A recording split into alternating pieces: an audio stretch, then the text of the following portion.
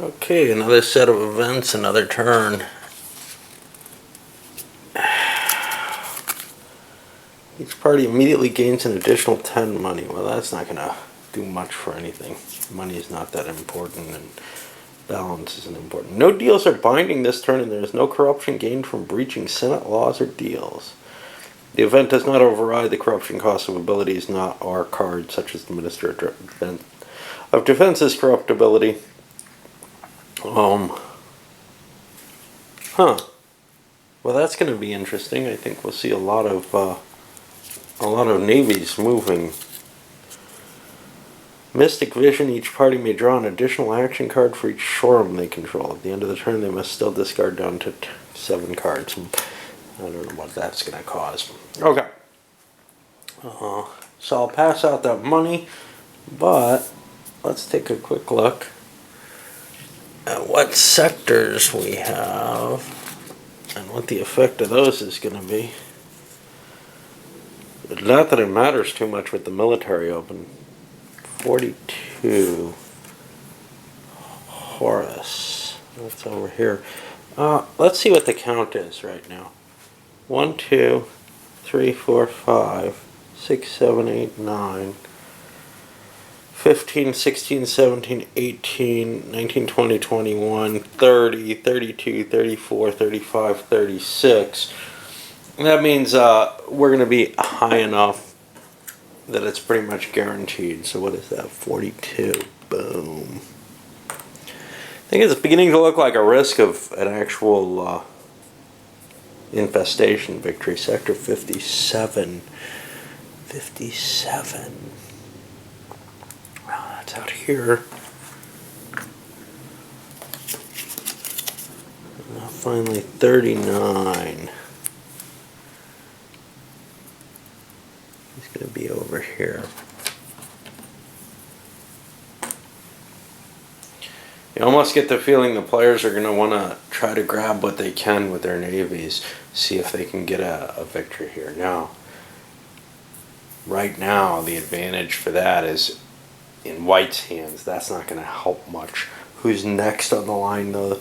It's hard to tell where Red would have fallen. Their Minister of Finance puts them between Justice. Well, Justice doesn't exist. Between Defense, which is blue, and the Interior, which is green. Right? But green's dropped down. I don't know where Interior actually is. Maybe blue has that too, yeah. So green's dropped down to the Prime Minister. That puts them in a potent position at 1, 2, 3, 4, 5, 6, 7. Can they gain 3? It's going to be military only, and they're going to ignore the infestations. I don't think they can get 3 planets. So now red's the next one at 1, 2, 3, 4, 5, 6, 7, 8, 9. And they certainly can get 1 or 2 systems. But what will it mean in terms of people being able to attack them? Green and white go after them. They can do these attacks immediately. I don't think it's going to end here, and I think we're heading into that spiral of corruption ending the game. We'll see. So this phase is Senate. Again, an exciting one. It's getting more exciting as the game is getting closer and people have things really to risk. And it's not just, let's get rid of somebody, you know. So, what actually happened here? Yeah, I missed that one, didn't I? Yeah, somebody wants to hit that as well. No, they did not. Okay. So what actually happened was blue and green started out with the most votes. And they started setting things up and attacking mainly yellow and purple. Yellow was able to ditch some of their corruption, throw it all in one senator, retire him. They cut a deal with red. Now red's the leader and the person you don't want to cut a deal with, right? But they have enough votes and enough political power. The only person who could really have stopped all this was purple.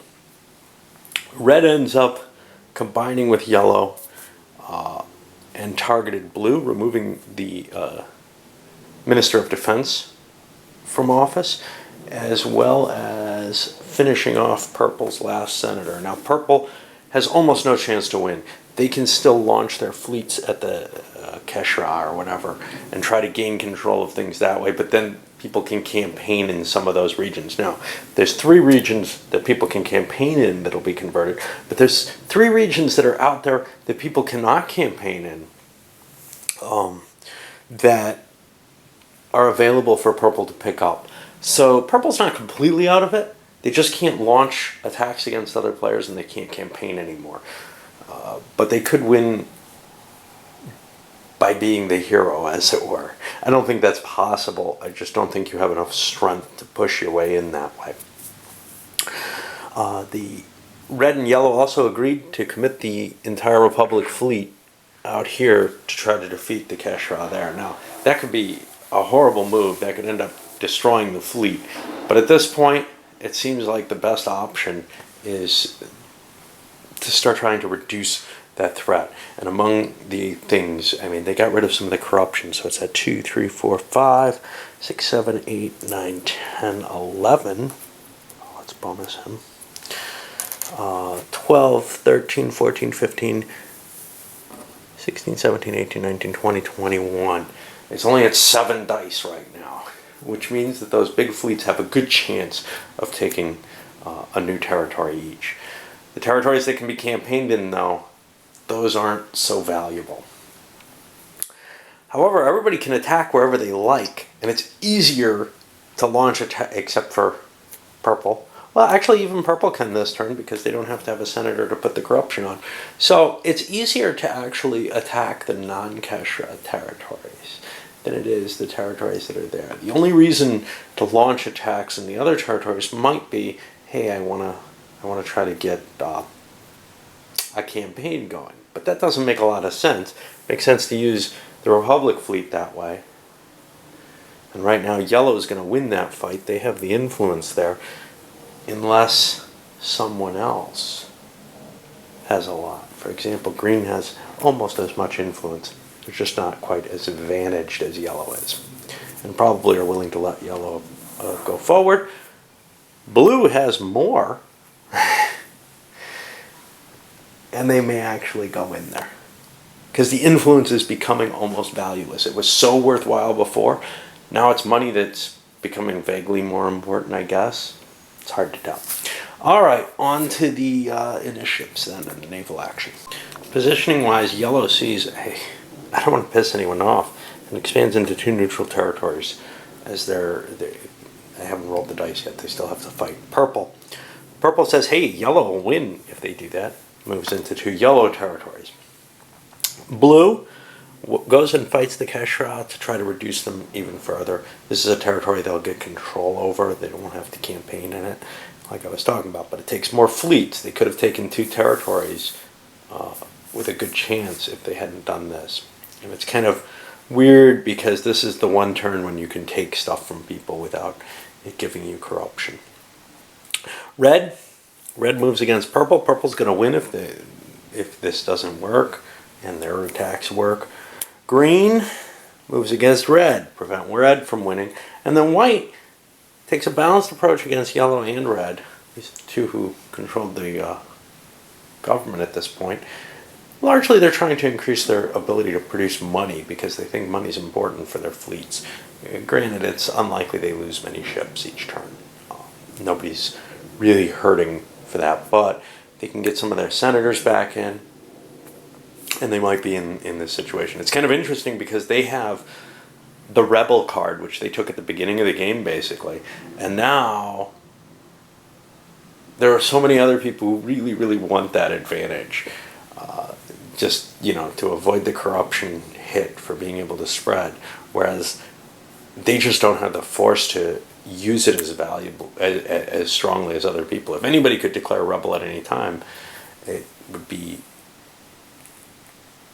strongly to their advantage. If somebody could control the voting in the government enough, they could perhaps bribe white into coming back in exchange for allowing themselves to be the rebel. But I'm not seeing that either.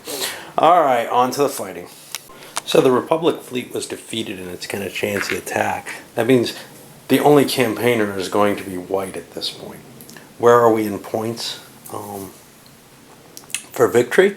Well, red is at 3, 4, 5, 6, 7, 8. Still not there. Purple was one of the challengers. 1, 2, 3, 4, 5, 6, 7, 8. Still not there. Yellow, 1, 2, 3, 4, 5, 6, 7. No. Green, 1, 2, 3, 4, 5, 6, 7, 8. A lot of people up there in the high numbers. Blue is now at 2, 4, 5. Not quite there. White, nobody attacked white this turn, so they're up to 3. But white does get a campaign that they can take. And they'll do that. They'd like to remove this guy's bonus. But right now, I'm just going to take the campaign. I'm going to pay, it's 2 influence for each corruption. That's expensive. He can't really afford it, so he's going to spend his 4 influence. Now he's a white, and what the hell is that little thing? I don't know what that thing is. I think it's the same as this, one of those little bullet things. So he's at +2 right now, which isn't very good. He wants to expand. He wants it to be somewhere fairly easy. He doesn't want it to be somewhere someone owns. That's a hard combination because there are no easy places that no one owns. Get a 10 down here. That's not terrible. A 9 over here. Neither of them give a bonus. He gets a +1 there, though. So that's at +3. Let's shoot his way over to +8. He's still effectively at -1 here. We'll roll that off. Yeah, he's not going to get it. Oh. So he loses the or doesn't gain the territory. But going against another player who has more influence, that's just not going to work either. Alright, so we'll go to the bookkeeping and etc. But this one's ready to load up, I believe. Still in this kind of stasis situation. Even with that opening up, hey, you can attack anywhere. You still got to stop the other people from winning, and that's what we keep seeing here.